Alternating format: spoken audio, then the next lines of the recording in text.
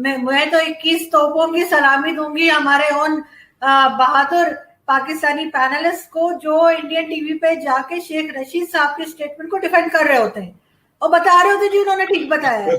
आप लोगों से हाथ जोड़ के निवेदन है कि वीडियो को पूरा देखें, चैनल को सब्सक्राइब करें। आप लोगों के सपोर्ट की मुझे बहुत जरूरत है। So guys please subscribe. आज जी हम थोड़ा सा डिस्कस करेंगे पाकिस्तान के कुछ न्यूज जो हमने इन दिनों में देखी है आज और कल में, जिसमें शेख रशीद साहब की स्टेटमेंट है जिसमें उन्होंने कहा है कि जी वो हम ऐसे बॉम्ब्स बनाए हैं हमने जिससे जब हम इंडिया को हिट करेंगे तो वो सिर्फ हिंदू आबादी को ही उसमें जो है नुकसान होगा, वही मारे जाएंगे और मुस्लिम्स को कुछ नहीं होगा। इस तरह की कहना चाहिए एक गैर जिम्मेदाराना किस्म की, नॉन सीरियस किस्म की स्टेटमेंट है उनकी। हमारे एक बड़े ही रंगीले किस्म के मिनिस्टर हैं शेख रशीद साहब, उल्टे सीधे बयान देने में उनका मुकाबला कोई कर नहीं सकता है। और अभी उन्होंने एक बड़ा इनसेंसिटिव किस्म की स्टेटमेंट दी कि जी हमने ऐसा एटम बम बनाया। पहले तो खैर वो पाव के बम बना रहे थे, वहां तक भी लोग हंस रहे थे और उनका मजाक ही बना रहे थे कि पाव के बम हैं और ये है। और अब उन्होंने एक नया शोशा छोड़ा है और वो ये कि वो कहते हैं कि जी हमने ऐसे बम बनाए हैं कि जो सिर्फ हिंदूज को हिट करेंगे इंडिया में और मुस्लिम्स को छोड़ देंगे, मुस्लिम्स को कोई नुकसान नहीं होगा, जो कि एक बड़ा ही कहना चाहिए कि उनको शर्म आनी चाहिए ऐसी बात करते हुए कि किस किस्म के लोग हैं। क्या मतलब अगर कोई मुस्लिम नहीं है तो क्या वो इंसान नहीं है कि आप उनको जाके बम मार देंगे, एटम बम मार देंगे और आप कहेंगे जी मुस्लिम्स जो है उनको छोड़ के बाकी सबको। और उसके ऊपर बहुत दफा ऐसा मैंने देखा कि हमारे कई पैनलिस्ट गए हैं और उन्होंने कहा कि जी नरेंद्र मोदी जी ने भी कहा है कि हमने दिवाली के लिए नहीं बनाया एटम बम, ठीक है, हमने भी हम भी अगर पाकिस्तान करेगा हम भी कर देंगे। लेकिन इनको मैं यहाँ पर एक जगह में शायद आप कहें कि गलत कह रही हूँ, लेकिन मैं सपोर्ट करूंगी कि उन्होंने किसी मजहब का नाम नहीं लिया। उन्होंने कहा कि अगर पाकिस्तान हमें हिट करेगा या पाकिस्तान नुकसान करेगा तो हम पाकिस्तान के ऊपर हम भी फेंक देंगे, हमने भी बना रखा है। उन्होंने ये नहीं कहा कि हम मुसलमानों को मार देंगे, हिंदुओं को छोड़ देंगे। तो शेख रशीद के इस तरह की नॉन सीरियस स्टेटमेंट को आप किस तरह से देखते हैं? बिल्कुल आरजू, उनकी स्टेटमेंट्स मुख्तलिफ टाइम पे इस तरह की स्टेटमेंट्स उनकी तरफ से आती रहती हैं जो इर्रेस्पॉन्सिबल भी होती है और मेरे ख्याल से एक जिसे कहते हैं ना मतलब not more than a joker, मेरे ख्याल में मैं यही कहूंगा उनको, और कुछ भी नहीं है। मतलब इस तरीके से बातें, यार आप एक इतनी बड़ी उस पे बैठे हो, इतने सीनियर आप पॉलिटिशियन हो और इस तरह की फजूल बातें करने से कि हम न्यूक्लियर बॉम्ब जो है हम ये मारेंगे तो उससे हिंदू स्कूलों में, मस्जिद में, गुरुद्वारे में, मंदिर में या कहीं पर भी मार्केट में वो आम इनोसेंट लोग होते हैं, उनका किसी से यकीन करो कुछ भी नहीं दे लेना देना होता। और मेरे ख्याल में उनका जिसे कहते हैं कि एक जज्बाती लगाव कुछ हो सकता है किसी हद तक, वो भी कुछ होगा, अदरवाइज इसके अलावा कुछ नहीं होता। तो इंसानों को मारना, वो बेशक एटम बम से आप मारते हैं, बम से मारते हैं, गोली से मारते हैं या किसी और चीज से, ये बिल्कुल दिस इज नॉट एक्सेप्टेबल। वो बेशक हिंदुस्तान की आप बात करते हैं, वो बेशक अफगानिस्तान की आप बात करें या बेशक आप पाकिस्तान की बात करते हैं, तो बिल्कुल ये एक्सेप्टेबल नहीं है। शेख साहब को बजाय इसके कि इस तरह की फजूल स्टेटमेंट्स देने से बेहतर है कि वो अपनी रेलवे के ऊपर फोकस करें, उस डिपार्टमेंट को बेहतर करें, रेलवे को बेहतर करें, आगे की तरफ ले आए, ठीक है। जो मतलब ट्रेनें कभी पटरी से उतर रही है, कभी उनके सिग्नल्स की वजह से एक्सीडेंट्स हो रहे हैं, लोग मर रहे हैं, कभी आग लग रही है, कभी इस तरह की चीजें हो रही, उसके ऊपर आप फोकस नहीं कर रहे हैं। ML1 के ऊपर भाई आप कोई काम करो, दिन रात एक करो, बजाय इसके कि आप कभी मतलब एक टीवी शो में बैठ के वहां पे मतलब जिसे कहते हैं कि बेपरखी छोड़ रहे होते, और कभी मतलब दूसरी जगह पे बैठ के वो कर रहे होते। भाई आपका ये काम ही नहीं है। आप या तो ये कि जाके उमर शरीफ साहब और इस तरह के लोग की जगह ले लें, स्टेज पे जाके मतलब परफॉर्म करना शुरू कर दें, या अगर आप एज ए पॉलिटिशियन हैं, एज ए मिनिस्टर हैं, एज ए सीनियर पॉलिटिशियन अपने आप को आप कहते हैं कि आपको 30 साल हो गए या 40 साल हो गए सियासत करते हुए, तो आपको डिलीवर करना चाहिए कौम को, ना कि आप ये फजूल बातें करें। किसी को आपकी स्टेटमेंट से क्या मिलता है? एक टाइम का खाना नहीं मिलता आपकी स्टेटमेंट से किसी पिंडी में रहने वाले बंदे को, या इस्लामाबाद में या किसी और जगह पे। अगर आप रेलवे को बेहतर कर लेते, एक आम आदमी का ट्रेवल करने का जिसे कहते हैं कि जराए हैं, उसके अगर उसको आप फैसिलिटेट कर दें, अच्छा कर दें, लोग एक जगह से दूसरी जगह जाने में जल्दी पहुंचे, एक जगह से जो अगर आपका माल जा रहा हो, कंटेनर जा रहा हो, तो जल्दी पहुंचे, तो मेरे ख्याल में वो की वजह से लोग आपको याद करेंगे। जिस तरह नवाज शरीफ साहब को मोटरवे की वजह से याद किया जाता है, जब भी कोई ट्रेवल कर रहा होता है, वो बेशक नवाज शरीफ का मुखालिफ क्यों ना हो, वो कहते हैं यार बड़ी मतलब एक बहुत बड़ी फैसिलिटी है कि यहाँ से मैं निकलता हूँ तो 3.5 घंटे में मैं लाहौर होता हूँ, 1.5 घंटे में मैं पेशावर होता हूँ, 2-2.5 घंटे में मैं फैसलाबाद होता हूँ। तो ये सारी चीजें ये मेरे ख्याल में मैटर करती है, ना कि ये फजूल बातें मैटर कर रही होती कि आप हिंदुओं को हिट करेंगे और मुसलमानों को छोड़ देंगे।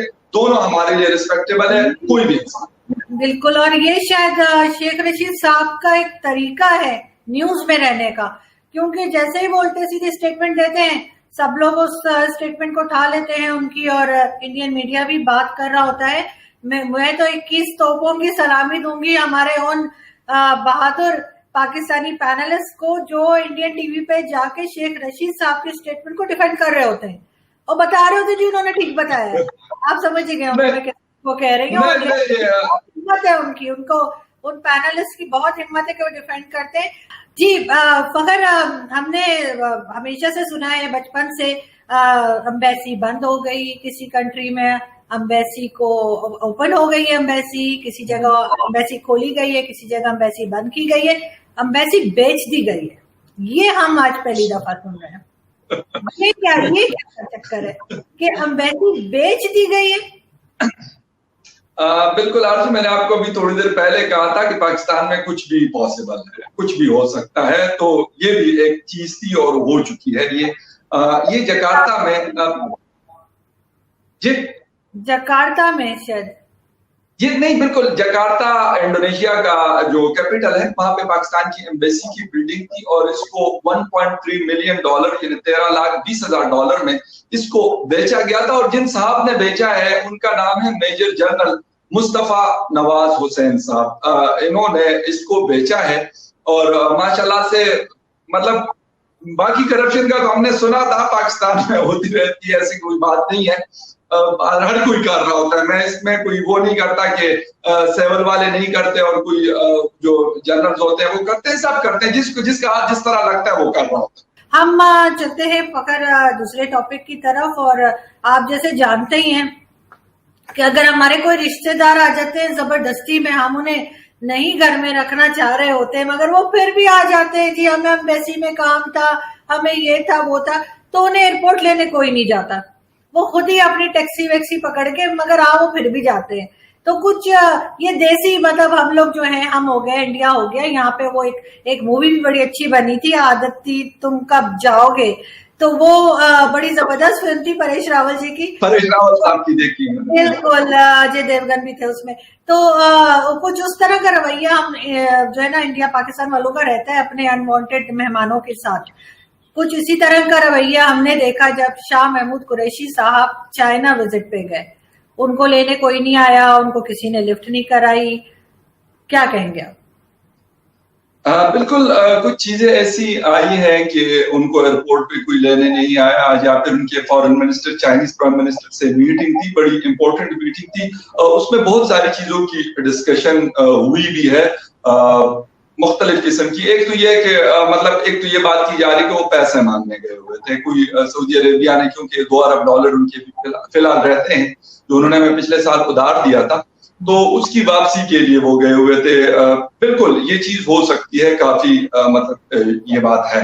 लेकिन इसके अलावा आरजू और बहुत सारी चीजें, जिस तरह हमने अभी पहले सेगमेंट में बात की FATF के हवाले से, उस हवाले से भी डिस्कशन हुई। फिर हिंदुस्तान और चाइना के दरमियान जो क्लैश चल रहा है पिछले 2-3 महीनों से आपस में, उनके उस पे भी बात हुई। फिर हिंदुस्तान कोशिश कर रहा है कि अमेरिका को मतलब कुछ स्पेस दे दे यहाँ पर इस रीजन के अंदर, क्योंकि अफगानिस्तान में ऑलरेडी वो बैठा हुआ है, लेकिन अफगानिस्तान एक मतलब स्टेबल मुल्क नहीं है, हिंदुस्तान एक स्टेबल मुल्क है, एक बहुत बड़ी इकोनॉमी है, बड़ी फौज है उनके पास। तो उस चीज के ऊपर भी, क्योंकि खुदा न खास्ता अगर इस रीजन में चाइना हिंदुस्तान के बीच में कोई क्लैश होता है तो उसका नुकसान, मैं मतलब इंडियन चैनल्स पे भी ये बात कर चुका हूँ, आपके प्रोग्राम में भी काफी दफा ये बात कर चुका हूँ कि नुकसान यहाँ के लोगों का होना है।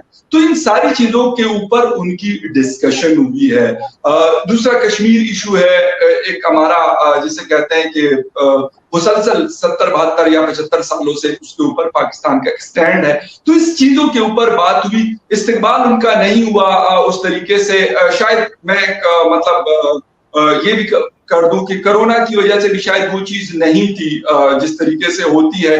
लेकिन आपकी वो वाली बात भी कि भाई जब आप पैसे मांगने जाते हो और मतलब बार-बार यही चीज कर रहे होते हो, तो आपकी वो एक रिस्पेक्ट का जो लेवल होता है वो नहीं रहता, इसमें कोई शक नहीं है। क्योंकि हमें जब तक हम अपने पाँव पे खड़े होने की कोशिश नहीं करेंगे, चाइना बिल्कुल हमारा दोस्त होगा, हमारे उनके साथ स्ट्रेटेजिक जिसे कहते हैं पार्टनरशिप होगी, रिलेशनशिप होगी, सीपैक है, उसमें बहुत सारी चीजें हैं। लेकिन एक जिसे कहते हैं लेवल भी होता है, जब आप मतलब हर वक्त मांगते तांगते रहते हैं, तो मेरा नहीं ख्याल कि कोई भी हो, मैं और आप हो या मतलब कंट्री टू कंट्री बातचीत हो, तो ये सारी चीजें जो है वो आपको नुकसान देती है बहरहाल। और एक चीज शाह महमूद कुरैशी साहब के बारे में भी आजकल आपने भी पढ़ी होगी, बड़ी मतलब चीजें खबरें गर्दिश कर रही है कि वो सारी चीजें कर रहे हैं, लेकिन अगर वो एक चीज नहीं कर रहे तो अपनी फॉरेन जो मिनिस्ट्री है उसको उस तरीके से नहीं देख रहे जिसके लिए उनको एज ए फॉरेन मिनिस्टर रखा गया। बाकी सारी चीजों में इंटरेस्टेड रहते हैं।